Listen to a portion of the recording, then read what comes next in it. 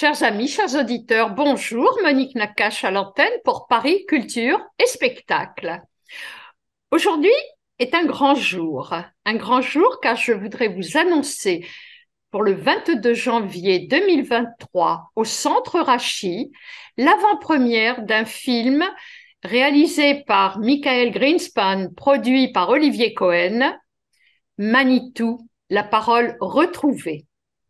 Bien sûr, les coordonnées de réservation et autres vous seront données en voyant l'affichette qui va être montée sur la bande passante du film. Et j'ai envie de dire tout de suite à Olivier Cohen, Olivier, qui était Manitou? Oui, bonjour, bonjour Monique. Merci de cette question qui était Manitou. Moi, ça fait 15-16 ans que je me pose la question qui était Manitou. C'est quelqu'un qui a apporté ses enseignements. Moi, je connais pas très bien l'homme, dire.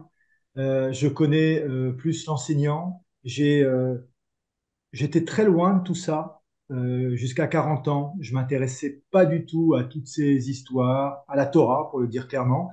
Et à partir de 40 ans, j'ai des copains qui m'ont dit, notamment un copain qui m'a dit, tu devrais t'intéresser aux enseignements de Manitou. Je l'ai fait, j'ai eu 40 ans et là, je ne peux plus m'en séparer. C'est-à-dire qu'il m'accompagne depuis 15, 16 ans et tous les jours. Alors, Olivier Cohen, je suis très contente que vous faites allusion aux 40 ans. Je vais vous dire pourquoi d'ailleurs. Je crois que c'est Ephraim Herrera qui, dans un enregistrement, rappelle une citation de Manitou qui dit qu'on ne peut comprendre qu'à partir de 40 ans. Et dans une réunion professionnelle, un de mes correspondants et amis ORL m'a fait une révélation extraordinaire.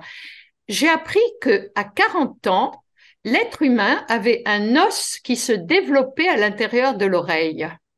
Et là, Oh là là. j'avoue que quand j'ai fait le rapprochement, j'y ai pensé en écoutant Ephraim Herrera, je me suis dit, mais c'est vrai. D'ailleurs, je compte bien relancer cette ORL pour qu'il me donne ses sources académiques, d'accord?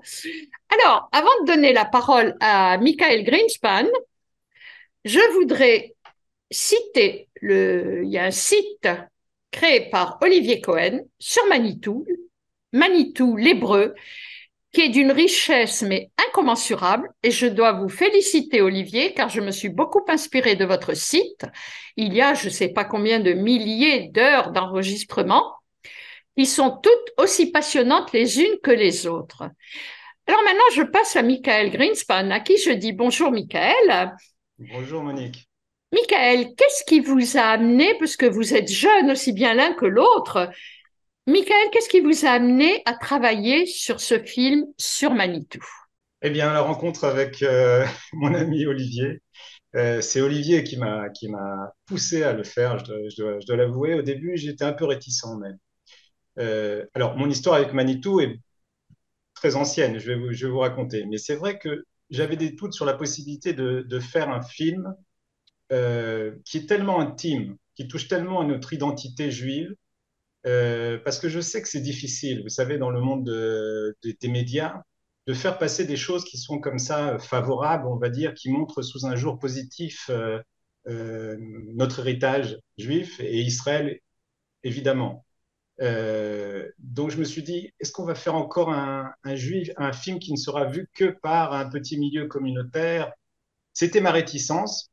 Olivier a su me convaincre et je le remercie parce que, en fait, quelque part, je me révèle dans ce film, c'est-à-dire, euh, je, à travers ce film sur Manitou, c'est en fait un film sur le judaïsme, c'est ce que je dis à tous ceux qui me posent la question, c'est un film parce que Manitou était comme ça. Manitou transmettait dans un langage magnifique la langue, si vous voulez, le message du judaïsme. C'est un trésor qu'on transporte depuis des millénaires. C'est des bibliothèques entières, c'est une sagesse. Et ça a été tellement déformé, bafoué, négligé, ridiculisé à travers les siècles. Vous connaissez les disputations là où on brûlait le Talmud. Tellement de grands personnages ont cru que ça y est, l'heure du judaïsme est passée, que maintenant on est passé à quelque chose de beaucoup plus évolué, beaucoup plus humaniste, alors qu'en fait, Manitou nous montre que c'est d'une actualité brûlante, que justement ce qui nous manque peut-être dans les sociétés là en perte, on voit en Europe tout ce qui se passe et même en Israël d'ailleurs, Manitou répond à des questions profondes de la nature humaine, du projet même d'une société juste, d'un monde meilleur. Il aborde toutes les questions en tant que philosophe, en tant que kabbaliste, en tant que penseur, en tant que bibliste, en tant que linguiste. C'est un vrai régal pour les gens qui sont un peu curieux, ceux qui sont un peu curieux, voilà, de savoir quels sont les trésors qu'est-ce que le judaïsme a à dire. Pour dire que c'est vrai donc que je connaissais Manitou bien avant. J'ai eu la chance d'assister à des cours de Manitou et j'ai une anecdote à vous raconter qui est vraiment très importante pour expliquer, parce que c'est une anecdote qui me porte. J'avais écrit un article sur le sujet. En fait, ce qui s'est passé, j'ai assisté à Jérusalem à une série de cours de Manitou passionnants. C'était sur le premier livre de la Torah, donc la Genèse, Bereshit, avec son explication des engendrements. C'est vraiment, on peut retrouver ces cours-là en ligne sur le site d'Olivier, manitoulébreu.org. Et le dernier cours était consacré aux questions. Parce que pendant l'année, on n'avait pas le droit pendant la série de cours, on n'avait pas le droit de poser des questions. C'était le dernier cours qui était consacré. Et j'ai donc posé une ou deux questions ce jour-là. J'étais à l'époque un jeune homme, voilà, c'était à Jérusalem. Et Manitou m'a répondu un peu rapidement et je dirais même un peu brusquement. Il m'a, disons, envoyé balader, on va dire comme ça. Et ensuite, chacun est rentré chez soi. Et puis, quelques jours plus tard, sa secrétaire m'a contacté en me disant que Manitou souhaitait me rencontrer pour me parler en tête à tête. Et j'étais donc flatté, enthousiaste, impatient de rencontrer le maître. Et figurez-vous que le rendez-vous a été ajourné une fois, deux fois, trois fois, parce que Manitou était malade. Il était malade. Et finalement, il est mort quelques mois plus tard sans que je n'ai pu le rencontrer. Et ça a été donc, c'est resté comme une blessure et comme une interrogation que je porte jusqu'à aujourd'hui. Je me demande qu'est-ce que Manitou voulait bien me dire. Est-ce que c'était pour me sermonner? Est-ce que c'était pour me féliciter? Est-ce que c'était pour me donner des clés dont lui seul avait les secrets? En tout cas, voilà, et je pense que si j'ai fait ce film aussi, donc grâce à Olivier, mais c'est aussi pour répondre à cela, c'est essayer de comprendre ce que Manitou voulait me dire. En tout cas, bravo pour votre sincérité et votre courage pour raconter cet épisode, car vous savez ce que dit la tradition, de parler de Manitou, donc du Rav Léon Ashkenazi, le fait planer au-dessus de nous aujourd'hui. Et je voudrais commencer par rappeler qu'il est né en 1922 à Oran, il a mangé, il est tombé dans la marmite des deux familles, c'est-à-dire qu'il était le fils du dernier grand rabbin d'Algérie, mais il était aussi le petit-fils du côté de sa mère d'un rabbin kabbaliste, le Rav Rebou, dont il a suivi les enseignements, et Manitou a vraiment été à la source de ces deux enseignements. Alors, il arrive en France et en 40, d'abord, bien sûr, il rentre, on ne l'oubliera pas de dire que sa façon de participer aux éclaireurs israélites de France. Et on va sauter un petit peu cet épisode de guerre pour l'insérer dans Gilbert Bloch. La maison Gilbert Bloch, qui se trouvait à Orsay, qui malheureusement, cette belle bâtisse n'existe plus, qui a été créé, donc c'est un centre d'enseignement par Robert Gamzon, et Manitou est devenu enseignant. Si je me permets d'insister sur ça, c'est que Manitou n'a pas une vocation de penseur, mais il se disait lui-même vocation d'enseignant. Il faisait le passage. Alors, on va donner la parole à Olivier Cohen pour nous rappeler un petit peu la pensée universaliste de Manitou. Je vous ai posé la question tout à l'heure, qui était Manitou? Maintenant, on va rentrer dans le vif du sujet, l'enseignement de Manitou. Alors, quand vous me posez la question sur l'enseignement de Manitou, vous voulez que je réponde à quoi? Parce que vous allez parler de ce que vous avez retenu, vous, de l'enseignement de Manitou. C'est-à-dire que l'enseignement de Manitou, comme le disait très justement Michael, c'est absolument abyssal. Donc, il a des thèmes. Ces thèmes-là, ce sont des thèmes un peu transversaux sur lesquels il a déployé ensuite des enseignements qui sont d'une richesse absolument inouïe. Alors les thèmes, on les connaît tous, je crois aujourd'hui, en tout cas tous ceux qui s'intéressent un petit peu à Manitou connaissent les thèmes. Il y a le thème des engendrements, vous avez le thème de l'unité des valeurs, vous avez le thème du sionisme, vous avez le thème de Israël et les nations et la façon dont Israël doit régler ses problèmes avec les nations. Et vous avez évidemment le messianisme ou ce que vous appelez l'universalisme, c'est-à-dire quel message Israël doit apporter aux nations pour que finalement, parce que le message de Manitou, si on doit donner un message global, c'est un message de fin des temps réussi, donc des fins des temps d'exil. Et Manitou avait, je pense, le sens de la formulation pour nous saisir, pour nous capturer, pour nous faire comprendre qui on était, notre identité, et savoir évidemment que s'il y a eu un temps à l'exil, ce temps était provisoire, que déjà à l'époque de Manitou, ce temps était terminé, que le travail de Joseph était terminé, qu'on était rentré dans un temps de délivrance. Et autant au moment de l'exil, euh, le travail de Joseph est orthodoxe et celui qu'on doit réaliser, autant quand l'exil est arrivé à son terme, eh ben, ce travail devient à combattre, parce que c'est Yehuda qui prend le relais. Et donc, il faut qu'on retrouve notre identité. Et pour retrouver notre identité, la première des choses à faire, c'est de retourner chez nous. C'est, je crois, l'un des grands messages de Manitou. Tout Et il à le fait. disait avec un sens de la formulation absolument fantastique. Je me souviens d'une cassette de Manitou que j'adorais écouter en voiture, qui disait que le judaïsme était une corde, reposait sur une corde à 3 fils. Non, la Torah, la terre, le peuple. Alors, je vais demander à Michael Greenspan de nous définir un petit peu ces trois éléments hyper solidaires de la corde. Une corde à 3 fils ne se défait pas. Une corde à 2 fils se défait. C'est joli, c'est très C'est joli. la raison pour laquelle les filles aux longs cheveux font des cordes à 3 fils. Est-ce que vous me permettez de corriger peut-être, je ne suis pas sûr d'avoir bien entendu, vous avez parlé du grand-père maternel de Manitou, vous avez dit un nom que je ne suis pas sûr d'avoir entendu parce qu'il s'appelait le Rav Chaim Ibn Touboul. Ah, excusez-moi, j'ai dit rebou, c'est tout boule. Voilà, Touboul. Voilà, Merci c'était pour la effectivement donc précision. Bravo. une famille de kabbalistes. Alors, les trois éléments,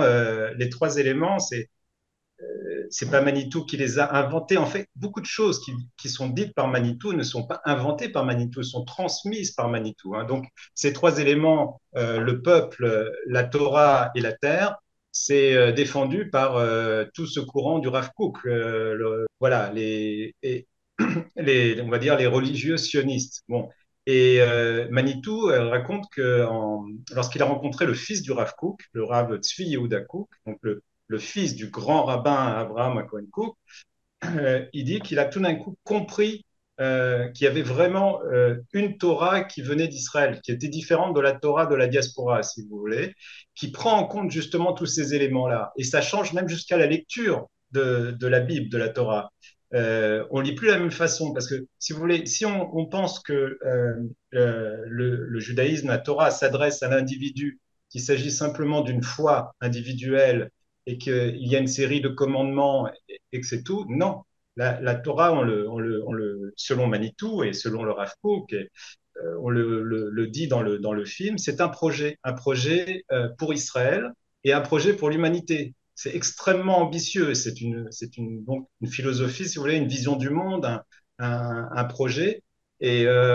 Effectivement, ces 3 éléments sont indissociables. C'est-à-dire que on ne peut pas être dans son coin et prétendre accomplir tout le message de la Torah, quoi. C'est impossible d'être un juste sur sa colonne, vous savez, comme certaines religions asiatiques.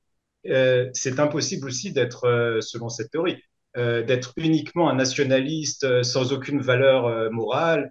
Et c'est impossible aussi d'être universaliste, avec des, vous voyez, il faut que toutes ces composantes du peuple se réunissent. Alors, voilà, un des thèmes centraux qu'on aborde dans le film, c'est l'unité des valeurs. Alors ça, peut-être Olivier va nous aider. Et ça vient de la Kabbale, la Tout à Kabbale était fait. comme ça, voilà, l'unité des valeurs.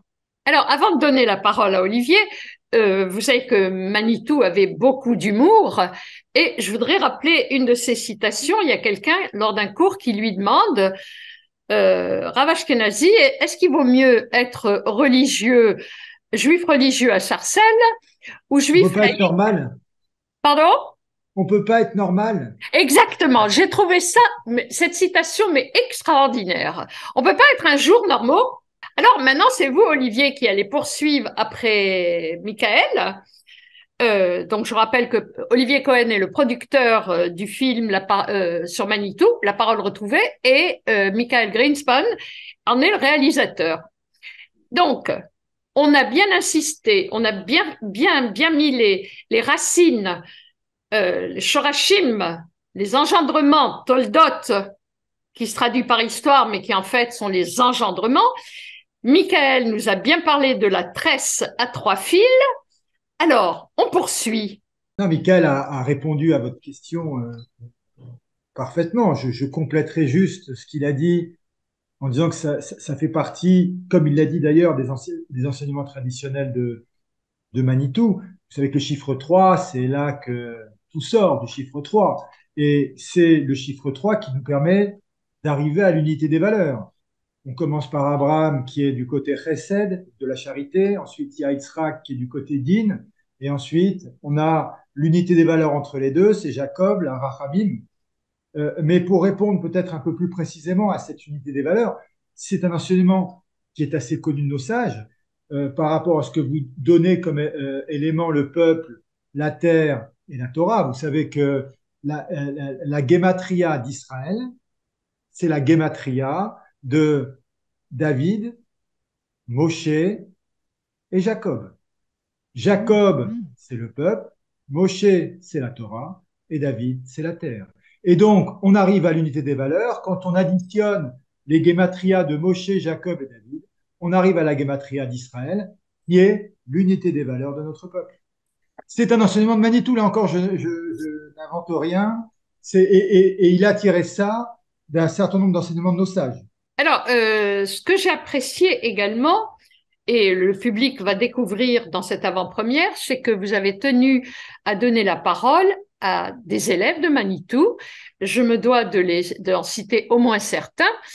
Il y a le Rav Uri Cherki, à qui j'ai donné la parole il y a un mois à peu près, pour un de ses livres qui a été traduit en français.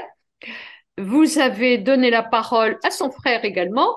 Vous avez donné la Eliezer, parole à Eliezer, Ephraim, Ephraim Eliezer. Herrera, Eliezer Cherki, Menachem Ackerman, Chaim Rothenberg, Pascal Berkovitch, et j'ai découvert également Gabriel Lévy, qui n'a pas été un élève directement de Manitou, mais via son père, qui a découvert Manitou via son père.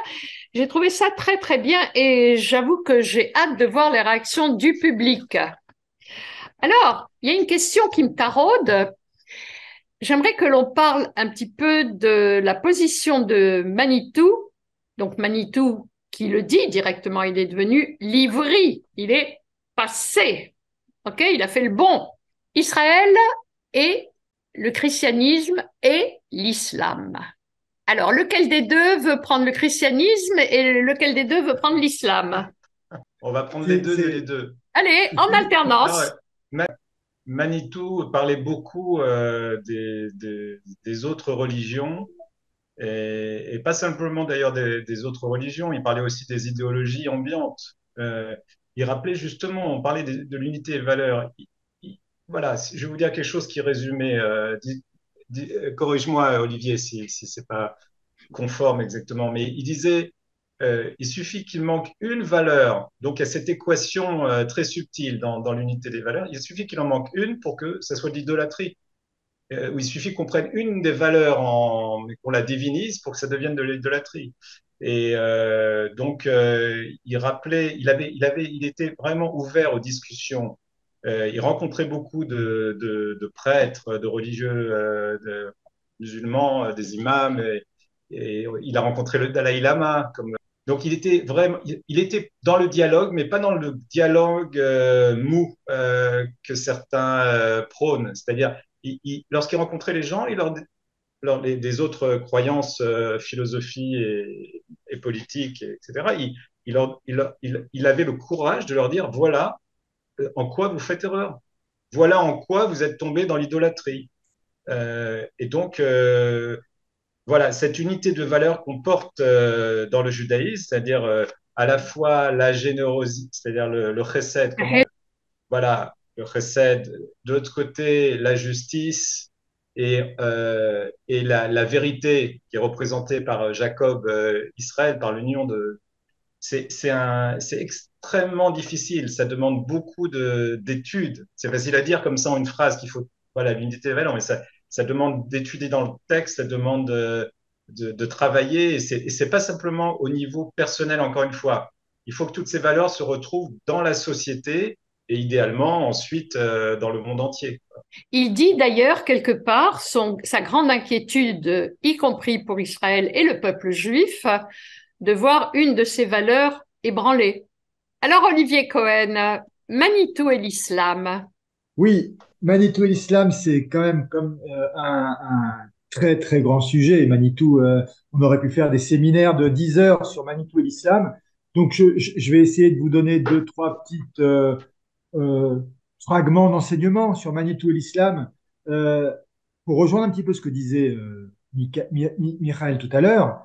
Manitou disait que chaque peuple se donne comme objectif la vertu qui lui manque. Qu'est-ce que ça veut dire pour l'islam? L'islam, il a de Ishmaël. Et Ishmaël, c'est Midat HaChesed, c'est-à-dire la grâce. Donc il a la charité. Et il s'est donné comme objectif la vertu qui lui manque, c'est-à-dire Din. De l'autre côté, Ésaü, il a par Yitzhak Din. Et il se donne comme objectif la vertu qui lui manque, c'est-à-dire Chesed. Et c'est vrai que les chrétiens ont eu tendance à dire la charité avant tout. Donc on voit que il y a une forme de tension qui se fait de la part de tous les peuples pour essayer de parvenir, chacun de son côté, à cette unité des valeurs qui est extrêmement importante et qui est censée être représentée au final par Israël. Alors vous savez que on a l'habitude de dire que pour faire très schématique, je sais que vous allez peut-être pas aimer la façon dont je présente les choses, mais je vais quand même le dire. Et encore une fois, c'est très caricatural. Un séfarade, c'est un hébreu qui est tombé en exil en terre d'islam. Et donc, il est confronté au monde musulman. Un Ashkénaze, c'est un hébreu qui est tombé en exil en terre chrétienne. Et donc, il est confronté avec les chrétiens. La difficulté du musulman, du séfarade, pardon, c'est que l'autre, c'est l'autre religion, c'est l'autre religieux. Le conflit, il n'est pas théologique, il est politique. Alors, le monde chrétien, c'est un peu différent et c'est pour ça que je pense que aujourd'hui, on est dans un monde où on stigmatise beaucoup les relations entre Israël et les musulmans, mais le monde chrétien, c'est beaucoup plus compliqué parce que pour le juif, le chrétien, c'est celui qui se prend pour moi. Et donc, c'est très, très compliqué de vivre en milieu chrétien. Donc, pour l'Ashkénaze, la vie a été très difficile parce que il a été confronté en permanence à une identité qui lui disait, c'est pas ça, ton identité, c'est pas Israël. Parce que Israël, c'est moi. Et donc, ça a été très, très compliqué. Et donc, pour conclure ça dans l'idée de l'unité des valeurs, et je fais une synthèse, je suis désolé pour ceux qui connaissent bien Manitou et qui savent à quel point il était scrupuleux, précis, rigoureux. Je ne fais pas du tout ça, mais nous sommes dans une émission de radio et je suis obligé de faire des raccourcis. Manitou disait une chose absolument formidable, c'est qu'il disait, les chrétiens nous réclament le ciel, les musulmans nous réclament la terre, et nous, il nous reste l'horizon. Et il finissait en disant une chose extraordinaire. Vous savez que les musulmans, ils sont dans l'ordre du 6e jour. Pourquoi? Parce que le sixième jour, c'est la soumission. Et hérétique, le musulman qui pense qu'il peut s'affranchir de la religion. Et donc, les musulmans sont lors du sixième jour, ils prient le vendredi, et petit à petit, avec notamment les printemps arabes, avec tout ce qui s'est passé, on voit les musulmans en train de basculer du sixième au septième jour. De l'autre côté, pour les chrétiens, le Messie est arrivé. On est donc arrivé dans le huitième jour. Mais ils sont bien confrontés aux réalités auxquelles ils sont confrontés. Et donc les chrétiens sont bien obligés de se dire, faire machine arrière, et ils sont en train de se dire, ils sont en train de passer du huitième au septième jour. Et Israël, qui est spécialiste du septième jour, spécialiste du Shabbat, va pouvoir guider l'ensemble des nations pour les temps à venir. Merci Olivier Cohen. Alors, on va demander à l'un et à l'autre de conclure parce que je vous aurais bien gardé des heures, mais Zoom et la radio m'imposent 30 minutes. Michael Greenspan, le mot de la fin. Conclure. Pour conclure. Eh bien, j'invite tous vos auditeurs à venir voir notre film déjà et se faire. Pour ceux qui connaissent, peut-être qu'ils apprendront encore des choses. On a fait quelques révélations, à mon avis, peu connues dans le film. Par exemple, on parle un peu de sa femme Bambi. Ah, La bravo. fille, La féministe que je suis voilà. applaudit des deux mains. Et surtout, on a peut-être oublié de le dire, le départ de ce film, c'est la constatation émerveillée du formidable réveil en Israël au sujet de Manitou. C'est-à-dire que des jeunes qui ne sont ni francophones et qui ne l'ont pas connu, ils sont trop jeunes pour l'avoir connu, puisque Manitou est décédé il y a 26 ans, sont passionnés, se passionnent pour Manitou. Tous les jours, il y a des nouveaux livres, j'exagère. Euh, tous les 6 mois, il y a un nouveau livre qui sort sur Manitou en hébreu. Et Manitou est cité à l'université, étudié à l'université. Il passionne aussi des intellectuels israéliens, des gens qui ne sont pas, qui sont très loin du judaïsme. Donc il y a vraiment une heure Manitou, un phénomène Manitou en Israël. Et en fait, le film montre ça et interroge cela, essayer de comprendre pourquoi. Et on a reçu des réponses passionnantes. Certains nous disent parce que Manitou, finalement, nous transmet la véritable sagesse du judaïsme depuis l'origine. Et d'autres nous disent c'est parce que il a su trouver un langage qui était adapté à notre époque. Vous voyez, il y a plusieurs réponses possibles.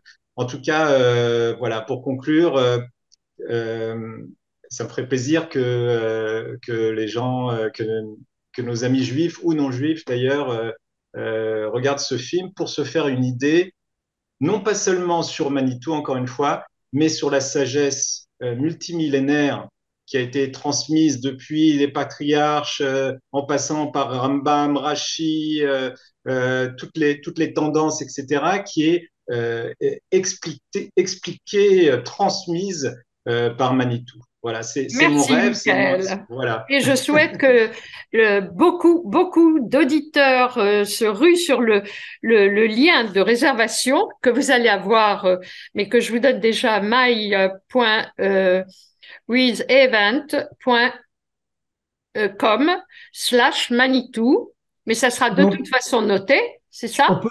on peut y accéder sur le site internet de Manitou l'Hébreu directement. Ah, très bien, très bien. Alors, Olivier, le mot de la fin. Oui, le mot de la fin, pour rejoindre un petit peu ce qu'a dit Michael, il faut aller voir ce film. Je pense qu'il faut aller voir ce film parce que c'est une porte d'entrée formidable sur les enseignements de Manitou. Michael a dit au départ un petit peu la genèse de notre relation. C'est vrai que moi, j'avais déjà commencé, quand on s'est connus, le site était à son origine, à son démarrage. J'avais une idée un petit peu sur ce que je voulais faire, sur le film, sur comment il fallait le faire. Et j'avais une idée sur laquelle j'en démordais pas. C'était la personne qui devait faire ce film.